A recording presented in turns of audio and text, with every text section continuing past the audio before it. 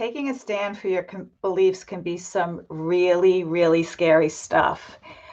And I'm sure we've all felt it. And what that fear does, it keeps us from sharing. It keeps us from being authentic, from being vulnerable, just because the climate in the world today, there's so much backlash for us to share what it's like to have a thought or a feeling or an opinion about something, that everyone chooses now to be safe in silence. Safe in silence.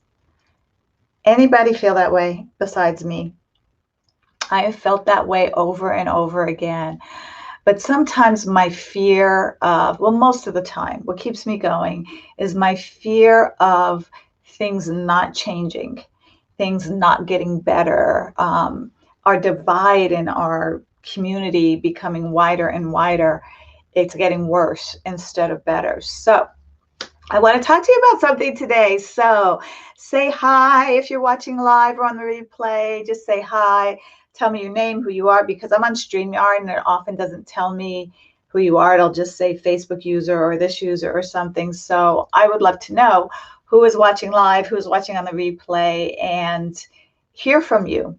Because recently I had a situation where I sent an email to my list. I don't have a large list, but I've got a couple thousand people on it. And I sent an email to this list about my stand for allyship, for diversity and inclusion, and how we can all come together by, helping with the financial disparity between the white community and the Black community. I mean, the white community literally has 20 times more wealth than the average Black community, and that financial disparity really keeps us underserved and minoritized. And there are ways that people who want to be allies can help close the gap.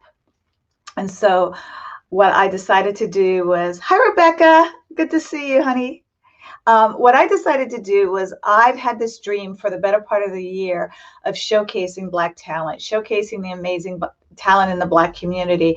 And it was something that I needed to be more aware of as well, because I've been in communities my entire life where I was the only one or one of a few, literally a minority representation everywhere. And so, there's a lot of feelings that I could talk to you about that, but that's not the purpose of this live right now. But I've had this dream in my heart, and I wasn't sure how I was going to manifest this vision of really spotlighting and showcasing the amazing talent that's in the Black community. Now, here's the thing. When you are Black and successful in a white world, it takes a tremendous amount of resilience and endurance and tenacity and being better than to just get a seat at the table, to just get your voice heard, to just get an opportunity. And in the Black community, it's just a part of life. But I started to realize with the events that have been happening over the past year and a half about how special that makes us, how talented that makes us, how we can actually share our resilience practices and our success practices with other folks so that they too can have success in their lives. And so what I've done was create the Diverse Talent Showcase. And I've created this showcase so that you can get to know the amazing talent in the Black community and incorporate and build inclusivity and cultural diversity into your lives and businesses so that you can be more successful, more fulfilled, having the ability to have conversations over tough subjects that right now are very super uncomfortable because we're not used to them. And trust me, the more you have them, the more you get used to them, and they won't be so uncomfortable. But anyway, so I created the Diverse Talent Showcase. Now, part of the promotion was to share this with my list. So I sent out an email the other day, but as I was writing it and sending it out, the thought came to me, and I'm just being transparent and vulnerable here, like, oh my God, there are people on my list that are going to be pissed off that I'm creating a summit or a showcase that is specifically showcasing Black talent and Black talent only, Black and brown talent. And they're going to leave me. And I thought about that for a minute. And I think there was just a little piece of me that got a little afraid. But then for the most part, I thought, you know what, if there are people who are bothered by that, who are not locking arms and taking a stand with me for a more inclusive community, for a connection, for us to get to know each other better and to grow together and be better, all of us, then I don't want them in my community. And sure enough, right after sending the email, I think I sent it on Thursday. Within a few hours, I had a massive unsubscribe from my email list. And I was just like, oh crap, here it goes. But what I felt was, okay, I felt two things. I felt a little bit sad that I didn't have a better influence in the stand that I'm taking so that people wouldn't unsubscribe. But I also thought, good, because if we are not aligned, then you don't need to be following me or listening to me, and we don't need to be sharing each other. And I really felt that. And I know that a lot of people in, white and white presenting communities and organizations have a certain amount of silence in speaking up because of the fear of loss. The fear of loss is very real. And first of all, I want to tell you, I get it. I understand. And don't beat yourself up over it. You're on a journey. It's a process.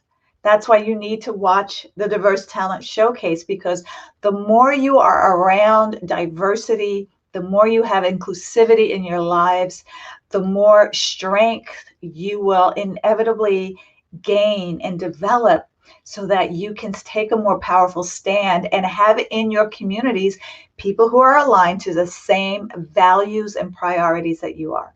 And that's what it's all about. So in the comments, and I'll do it again, I put a link for you to join the Diverse Talent Showcase. Oh, shoot. Yeah, there it is. I put a link for you to join the Diverse Talent Showcase. I think it's just showing up. It looks like it's just showing up on Facebook, but it's also in the description. I mean, on YouTube, because this is streaming live on YouTube as well. And here's the thing, guys. When I started interviewing the amazing talent that's in the Black community, I was blown away because I had been a part of white communities for so long. It was just not mind-blowing, but like, wow, what did I deny myself of all these years? I have been missing out. I'm sure you're going to feel the same way when you see what's available out there and how having diversity and inclusion in your lives and businesses is going to skyrocket you as an entrepreneur, skyrocket you as a human being, and it's really a way to be sustainable and consistent in being an ally. Because let's face it, when there's not any mobilizing event in the news that polarizes us one way or another, most of us go back to our comfortable routines. It's just human nature. It's not a criticism. But we're at this point in our humanity where we've got to be consistent and sustainable in what we do to create an equal and just world, to have our voices heard, to amplify the voices of the unheard so that we can, be better and do better and have better as a human race. So anyway, I'm looking forward. So the showcase, let me tell you the dates. It's June 14th to the 18th, leading up to Juneteenth. If you're not familiar with Juneteenth, Google it, because it was the day 2 years after the Emancipation Proclamation that the last enslaved people in Texas got word that they could be free. Yes, it took 2 years. And it's been a journey for freedom for a long, long time, and we're not there yet. And we're not really free until all of us are free. I'm really dedicated and determined for everybody to have an opportunity. And let me just share this with you. Because we have an opportunity doesn't mean everybody's going to take advantage of the opportunity, but everybody gets to have an equal opportunity to make their mark in the world, to feel heard, and not to have to be better and work harder to have what comes to someone else as a result of the privilege based on solely the color of their skin. So I want to be clear about that. And so, yeah, it's easy for me not to work this hard, not to do any of this, not to spend the money to do this. But it makes me, I don't think I could live with myself if I did nothing. If I went on as business as usual, I don't have that option. And yes, I could go around silently because I am a person of privilege based on my hard work and what I've been able to create financially for myself, not by the color of my skin. I've always had to be better and do better. And because of that, I realized today that personally, I still have feelings of inadequacy because I've always had to work harder to be better, if that makes any sense. But anyway, I digress. I would love if you would join me in Diverse Talent Showcase. These are pre-recorded videos of these amazing entrepreneurs and business owners that are on the showcase. I have, oh my God, there's this woman, Jasmine Phoenix, who created a vegan nail polish company based on the suggestion of her 4-year-old daughter when they were locked down in COVID, because they used to bond at the nail salon, which of course was all closed for COVID. And she created this amazing company with her daughter. She named it after her daughter. And, it's just literally, it's under a year old, but you've got to support them. Got to support them. And the package of their nail polish colors are empowering mantras for young girls.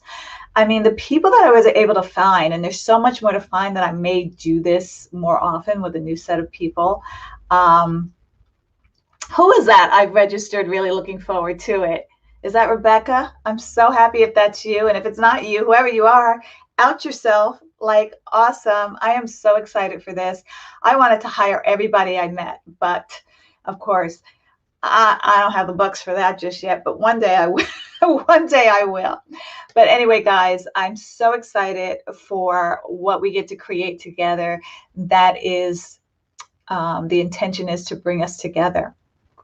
And to some people, it doesn't sound like that because their privilege is threatened. I get that. I get that.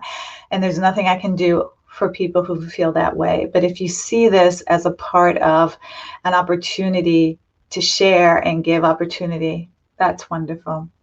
Yay, Rebecca. See you there. And everybody have a great weekend. I will talk to you again next week. Ending now. Bye.